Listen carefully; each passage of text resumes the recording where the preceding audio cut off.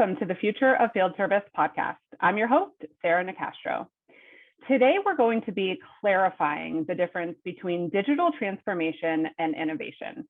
I'm excited to share today's conversation with you all because this is something that I noticed myself, maybe using these terms interchangeably a bit more than I should. Recently had a learning on that and excited to share that with you all today.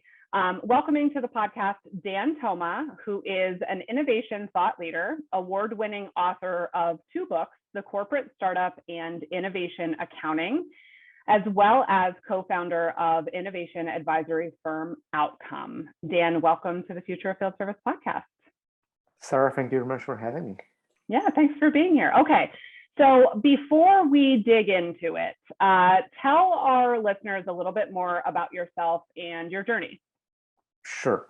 My background is actually in entrepreneurship. So when I was 19, I founded my first company, software development, and then I was obviously attracted by the idea of startups, building products, building digital products in particular, and I was just working with other people's startups, with accelerator programs. My startups first 2 startups really failed. Now I am probably at the 4th, and now this one seems to be going somewhere. So I'm approaching everything with the entrepreneurial mindset, if you want. But at one point in my life, more by chance than by design, to be honest with you, I was headhunted by a large organization. And actually, they were a company in the telco business. They wanted to get more blood from the startup world into their ranks. So they headhunted me, and I've spent about 3 years with them. And that's actually where the first book, The Corporate Startup, was born, because I was essentially seeing a big need. And I was actually trying to solve my first problem to begin with, and then probably create something for other people to follow. The idea was that large organizations were, and in particular the one I was working for, terrible at building digital products. They were essentially building it backwards from what we were used to doing in the outside world, in the startup scene. Essentially, they were starting from a business plan, financing whole thing day one, and then probably after 6 months, they would put a prototype in the hands of a customer, only to learn that that doesn't work, which was the exact opposite of what we were doing in the startup world, where we're starting with a prototype, asking some people if they like it, and then maybe go to ask for some financing from some investors. So you saw where I was living in, and I said to myself, I need to do something about it. I started blogging, I started speaking at conferences, and that's how the Corporate Startup was born. Okay, all right. So The Corporate Startup is the first book. Now, I met Dan through the second book, Innovation Accounting. And that book is new. And so I have a copy of it. And Dan, I shared this with you. I mean, I'll be honest, accounting is not like my jam. So I got the book and I thought, whew, this is going to be, a little heavy for me. It's such a good book. It's actually not, the content is great, but also the layout and the design and the way the whole thing's done is really good. But it actually urged me to buy the first book because there was, reference to a lot of points that I just thought were super, super important for our audience. And so as I was reading Innovation Accounting, the one point that really stuck out to me is this point about, distinguishing between digital transformation and innovation. This is where I said I realized that there have been times where I've used those terms interchangeably. And while they can maybe in some ways be connected, they're not synonymous. Okay, so can you define for folks each? So digital transformation and innovation. Sure. I can give you my working definition if you want. This is probably not going to make it in any dictionary anytime soon. This is just my working definition. The idea is the following. On digital transformation, what your company is essentially doing is putting a digital skin, a digital interface to a legacy product. If that legacy product is called risk management for loan applications, or something that has to do with a pen and paper process that now can be run more effectively and more efficiently through a digital channel. That's essentially digital transformation. However, in digital transformation, you're not necessarily creating any top line growth to your organization. You're still going to sell the mortgages. Now you're just selling them via an app that does the risk assessment in 15 minutes versus 3 days, whatever. I'm just giving a random example here. Right. So we are just becoming more efficient in our core business through digital transformation. That will be my definition. Now, if we want to build top line growth, if we want to expand beyond our current core today, if we want to look into, let's say, banking for, I don't know, inhabitants of Mars, again, totally random example, that will be probably more towards the innovation side. So innovation is creating top line growth, is helping you explore areas that fall outside of your today's core. And digital transformation is essentially making your core today more efficient, and it's helping you survive with today's core longer into the future. So your core won't die tomorrow or next year, but probably in 5 years, 10 years, or longer. Organizations need both, unfortunately. Yeah, no, I agree. And so in the book, I just thought this was so well said. So innovation is the creation of new value. Digital transformation is around keeping existing business models and processes valuable in the digital age, which improves customer satisfaction and lowers operational costs. Now, I think where it can get confusing for folks is the improving customer satisfaction part, right? But this is where the distinction gets important, because are you, sort of incrementally improving on what you've always done, or are you creating something net new? And I think that, it isn't uncommon for people to think of or refer to the two terms interchangeably. So to your point, companies need both, but what are the reasons you think people can sometimes confuse the two, or consider them synonymous when in reality they're different? Right. Well, it's common for people to, use the payment terms interchangeably or use them as a synonym, right? To some extent, because in all fairness, digital transformation is to some extent incremental innovation, right? We're just taking something that we've been doing and making it slightly better. That's the nature of companies today. That's the nature of what they do: continuous improvement, seeking continuous improvement and doing continuous improvement on their core business. This is what they are known for, right? Look at the automotive industry, right? They're just building every year on the experience and on the success of the previous year. They're just making the new model a bit more fuel efficient and giving it a bit more flavor in terms of high-tech features and so on and so forth. But essentially it's the same car as the year before, especially if you look at it from a business model perspective, right? It's just like, I'm going to the Toyota dealership and I'm buying a Toyota. That's it, right? It doesn't differ in any way from the Toyota that I bought 5 years ago or a year ago, or the one I'm going to buy next year. Now, this is why the confusion, because some people believe that innovation is a one-size-fits-all type of word, and if you just you can just use it for everything. I think that one of the big lessons learned for us, and I think it's actually in chapter 1 of the book, whenever you want to start doing innovation, the first thing you want to do and you need to do is to define what innovation means for your organization, because different people can mean different things whenever they say innovation. Some people might refer to innovation as being digital transformation, and they will not be necessarily wrong in thinking that, but some people might be let's say, thinking more about the disruptive side of innovation, right? Flying cars. Again, let's take the automotive company example. Some people might think that, yes, pay per use, pay per minute for a car might be innovation, or a flying taxi or an autonomous vehicle might be innovation. Whereas some believe that if you just take the, I don't know, hybrid engine and make it a bit more fuel efficient for next year is innovation. And actually, everybody's right.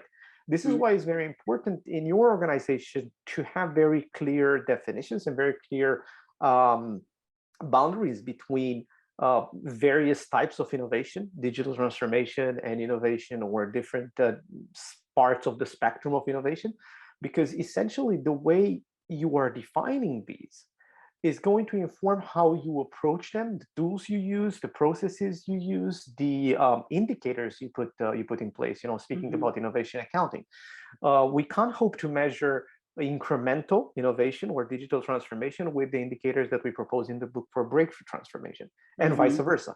Like, this will not work. This is why it's very important to define, because from definition you can draw actions, and you can draw all the other things. So as I think about how your content relates to our audience specifically, I think that where some of the, I wouldn't even necessarily say confusion, but some of the interchangeability of the terms comes in is because for a lot of folks within our audience, the reason that they are digitally transforming is to enable new business models, i.e. innovation, right? And so that's where I think the intersection is. But I think the definitions you lay out, I think, could be very helpful for people to think through that lens, right? Because I also think that sometimes companies think if we digitally transform, we can just innovate, right? Like, it's just like kind of a cause and effect type of situation, when in reality, it takes a lot more strategy and concerted effort. And capability and skill, right? The skill that you need for digital transformation, the capabilities you need for digital transformation are not going to be sufficient once you're trying to innovate, let alone talent, right? Like, if you're trying to hire somebody and that particular person has an amazing track record of helping organizations digitally transform, it doesn't mean that that's the right person for you to build, let's say, flying cars again, right? It's not going to be the right person for disruptive innovation. You need a different skill set, different personalities if you want. So this is why I always say, guys, make the distinction before you start investing. Yeah. So, all right. So we talked about the, working definition of each and some of the areas where they intersect. Now, you said companies need both. Okay. Yes. So that makes sense. But what are your thoughts on how a company should determine which to focus on at any given moment, or how to prioritize, or do organizations just have to become comfortable doing both in parallel? Well, to some extent, utopia would be if an organization can do both at the same time, right? We're talking here about ambidexterity, right? You're able to operate the core business while at the same time inventing the core business of the future. But that's utopia. I'm not saying that it doesn't exist. I'm not saying that organizations that do this don't exist. On the contrary, there's a lot of examples. I'm a big fan, for example, of DuPont. They are an organization that's always searching for new, while at the same time operating the core business and digitizing the core business. And there's so many other names I can think of. Now, to your question, right? Like, how do we decide which one do we put first, and how do we decide which one do we focus on? Well, it really depends on your organization. It depends on your industry. Obviously, you have to build a roof in the summer, not in the winter. So if the seas are still calm, I think you should definitely start investing in innovation. If you believe that you have a strong market position today, if you are profitable, by all means start investing in innovation, because innovation will definitely cost money. It will go from failure to failure initially before you will see any form of success. If, on the other hand, you are under pressure from competitors, from the industry landscape changing, from any other things that might cause the ship to rattle, if you want, then probably digital transformation should be prioritized. Prioritize what's happening today, what's happening in front of you in the next, I don't know, 12 months, 18 months, 5 years max. You don't have the luxury at that time to start thinking about flying cars and going to Mars and all this innovation stuff. However, if you are, as I said, in a market, then you have a market position that allows you to start thinking about the future. You are the leader in your market. The market is pretty stable. You've been winning in that market with that particular competitive advantage or particular competitive advantages that you have. Then by all means start investing in innovation today. It's better to invest sooner than later. Don't get yourself to a point where you really, really needed innovation and there was nothing in the pipeline. Take, for example, the cases of companies that we've seen struggling at the beginning of the pandemic. Most of them weren't digital. Most of them didn't have any other revenue stream besides walk-in stores, and the walk-in stores were like literally overnight closed. And think about airline agencies, right? Airline companies. They were so used to operating aircraft, and they had absolutely no revenue coming from any other source besides, I'm taking this plane and moving it from airport A to airport point B, and I'm making a profit because there's people there. Well, all of a sudden there weren't any people. So I'm just wondering, why haven't they invested earlier or sooner into teleconferencing solutions or something that would essentially mitigate against the potential scenario where the core business no longer exists or is being slowed? There was a very interesting infographic. I actually encourage the listeners to go look it up. When at one point in 2020, Zoom's valuation was bigger or equal than the valuation of all the US-based airline companies combined. So I was like, okay, so I'm just wondering how many CEOs of those airlines were pitched by a junior staffer a conferencing tool at one point, or at least the idea of let's invest in Zoom. Right. That was really funny, seeing that infographic. Yeah, and I think you mentioned the utopia is to be able to do both of these things in parallel. And while that might not be realistic for everyone, I do think that we need to be challenging ourselves more to think about innovation and how that fits into the business. And because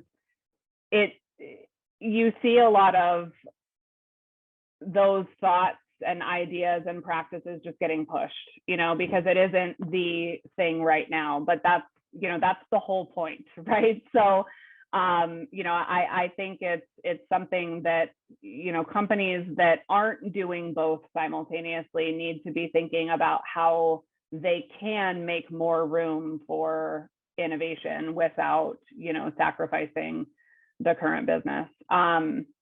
I think, honestly, segueing to the next point, one of the things that prevents companies from, maybe integrating this being innovation, integrating innovation better into the business is that it's difficult to measure the success of, right? So that's what the whole second book, Innovation Accounting, is about, talking about, how some of the standard ways that we measure success don't fit innovation.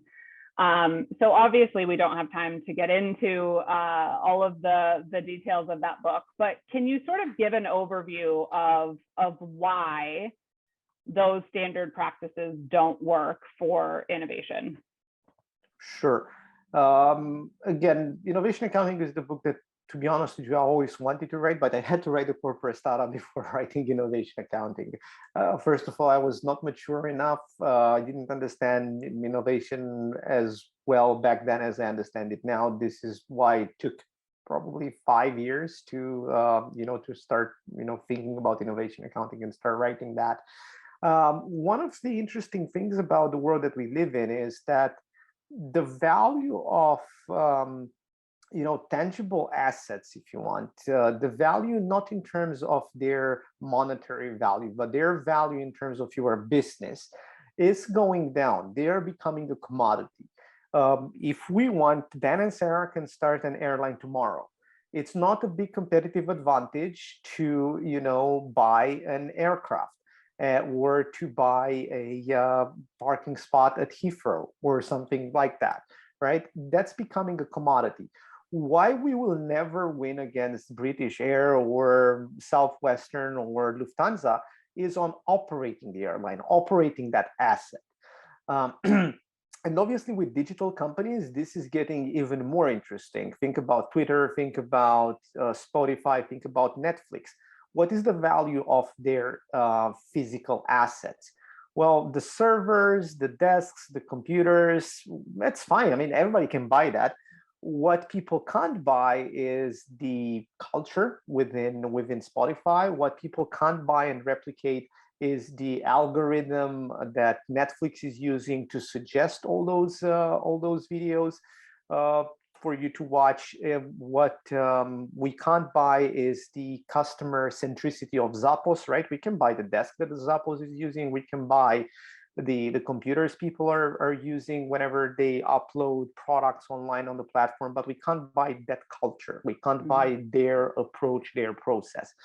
And as I said, with digital companies, this is even more interesting because the amount of physical assets that they have is sometimes very low, but their valuations is probably higher than a company that has a lot of physical assets on their books.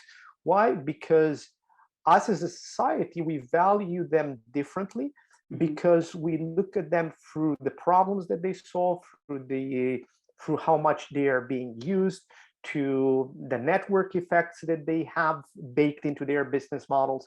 And this is why innovation and standard accounting don't go well together, because in innovation, we're essentially trying to build things that are not that heavy on assets. And financial accounting in particular is looking at the value of a company or a value of an idea through the number of assets it employs.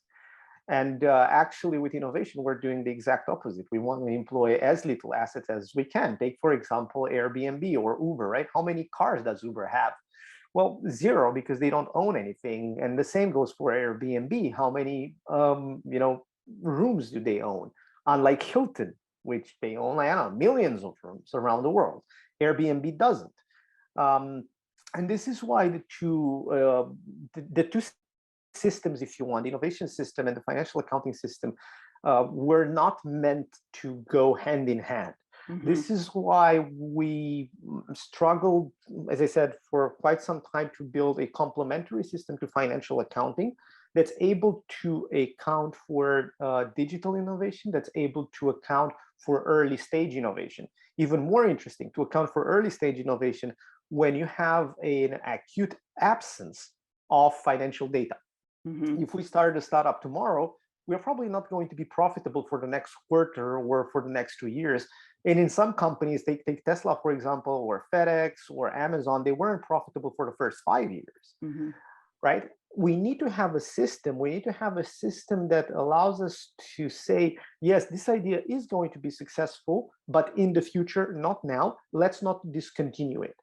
Otherwise, we might fall into the classical corporate trap where we value everything through the lens of financial accounting. And guess what we're going to do? We're always going to prioritize the core business and investment in the core business. And we're going to do that by always putting on the back burner innovation and innovation ideas until we actually need them. And when we need them, we're going to be sitting there and looking at ourselves and say, okay, so where's our innovation that should have saved us now? Well, it's nowhere to be found. Why? Because we just used the wrong metrics whenever we had to take investment decisions. I always give this simple example. I try to dumb everything down whenever I'm explaining this. I always say, well, if we take our kids and take them to a swimming competition, they have their own benchmarks for their age bracket. Hmm. We are never going to, evaluate a 10-year-old swimmer or a 15-year-old swimmer through the performance of somebody that just won gold medal at the Olympics, Hmm.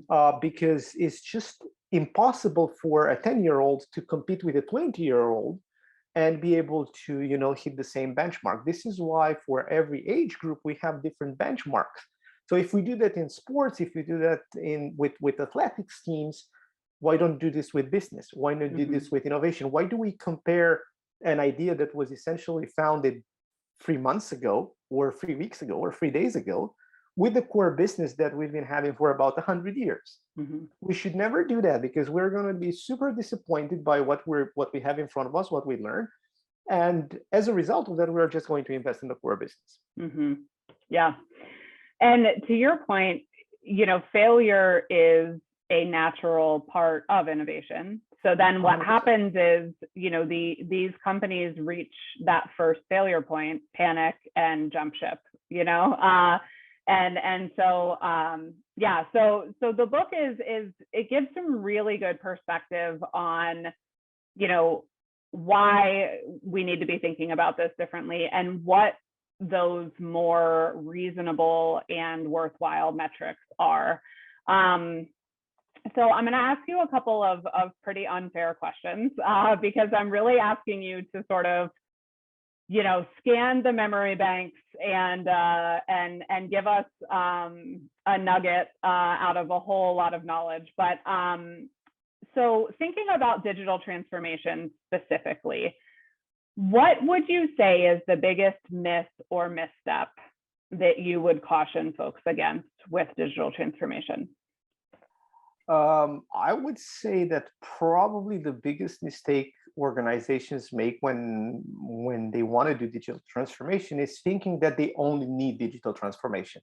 Mm-hmm. That after they do digital transformation, everything will be fine. There will be no more competitors. There will be no more fires to fight. Everything will be sunshine and rainbows. Mm-hmm. And another mistake that they make, very much connected to this one, is that they think that digital transformation is a destination and it's not a journey. Mm-hmm. I've been seeing that once we're going to become digitally transformed, like really, what does that make? What does it Mm-hmm. mean? Like, it's a journey. Mm-hmm. It's Yeah. not a destination. And Yeah. again, stop thinking that you only need that. Mm-hmm. Yeah, I wrote an article not too long ago about the term itself. Like, should we just start calling it something different, like the digital continuum or the digital journey, or I don't know what else. I think I threw some other options out, but yeah, the word transformation, I think, gives companies the connotation that it's, step complete, and it's just a false reality.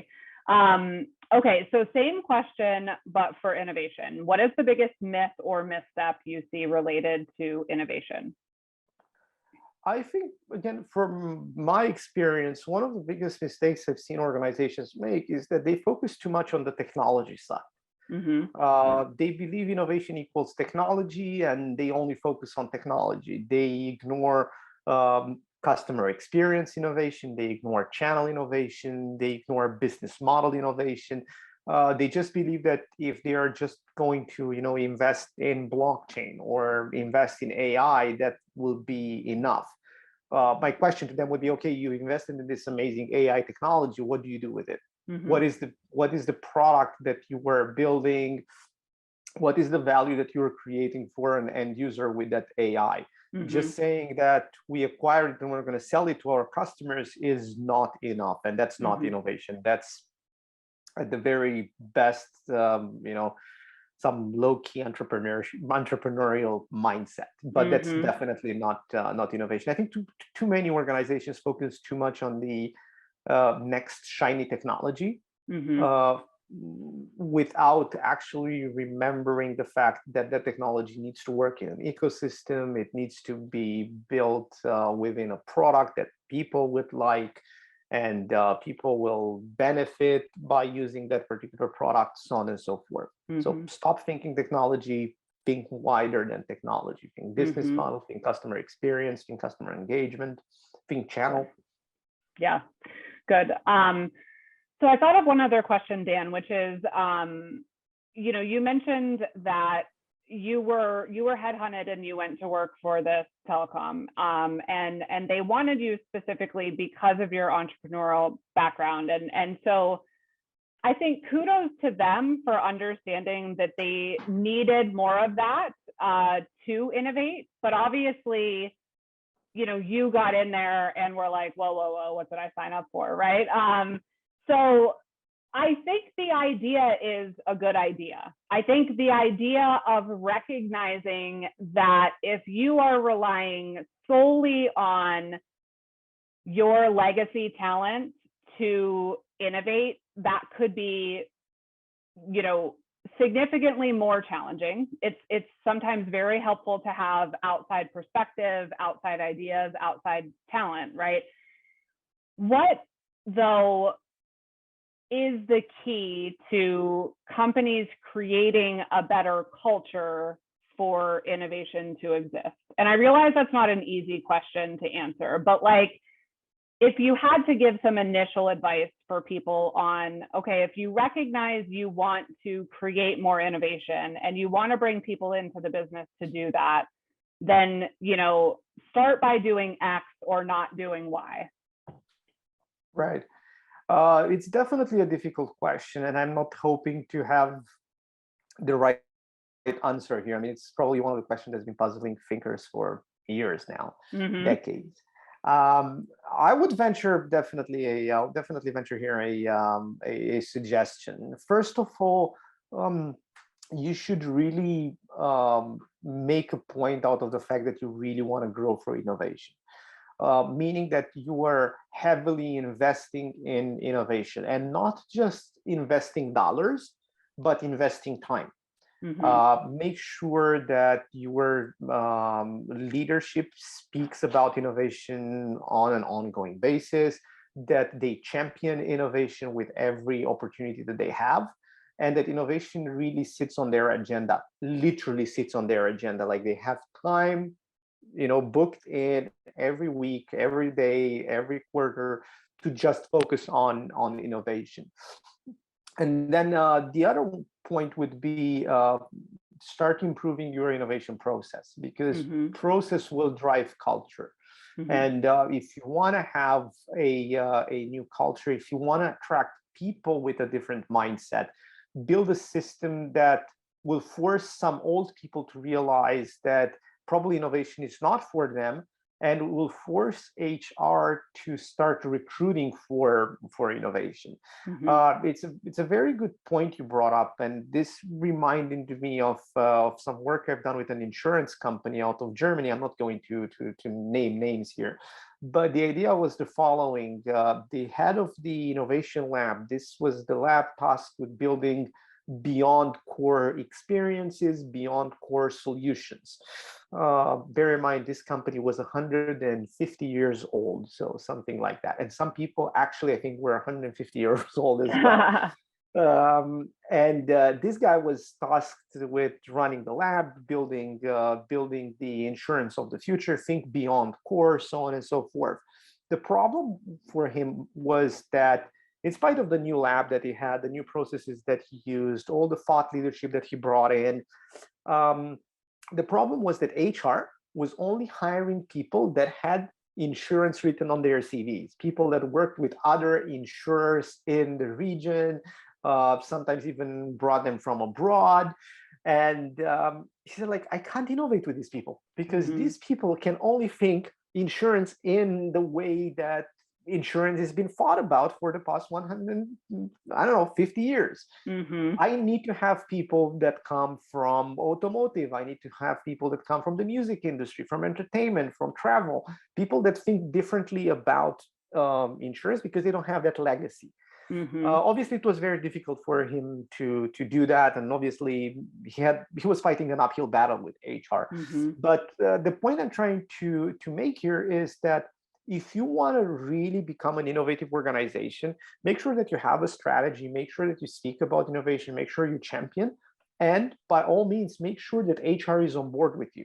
Because if HR is not on board with you, if HR is not helping you recruit the right talent, it's not helping you, train the people that you already have, you won't be getting any far. Yeah. No, that's really good advice. And I was thinking about that because, like I said, I think the idea is good, but you have to understand that you can't bring one or two great people on and expect them to transform the whole business, right? There has to be a structure behind it. I think the HR point is a really good one, and I think it also ties back to innovation accounting, because the other challenge is, are your expectations realistic for what that journey is going to look like, right? I mean, they could have brought you on to innovate, and then, like I said earlier, you hit the first failure and they panic and send you on your way, right? Because they don't have the understanding of what that's going to take. So all very much tied together, all really interesting. And I really appreciate you coming and sharing. Tell folks where they can find the books, where they can learn more about you, and how to stay in touch. The books, you can find them on Amazon. We were just starting, delivering in the US, I think as of last week or 2 weeks ago. So Amazon.com is a great source for the book. Just type in the corporate startup or innovation accounting. Have them here. Here you go. And it's, like I said, they're really, really well designed. I don't know. I thought that the layout of them was really cool. There's, some workbook type stuff. There's different exercises to do, and it's something that, like I said, just knowing myself, I wasn't expecting it to be as engaging, and so yeah, they're definitely worth ordering. Yeah, thank you very much for that. And if you want to stay in touch with me, LinkedIn or Twitter are the best best places you can find me. So on Twitter, you can find me with the tag Dento_MA, and on LinkedIn, just type in my name, Dan Toma, and I'm going to pop there with the books as the cover. So excellent. All right, Dan. Well, thank you so much. I appreciate you being here, and really enjoyed the conversation and your content, and hope to have you back again sometime soon. Thank you very much. You can find more by visiting us at futureoffieldservice.com. You can also find us on LinkedIn as well as Twitter at the Future of FS. The Future of Field Service podcast is published in partnership with IFS. You can learn more at ifs.com. As always, thanks for listening.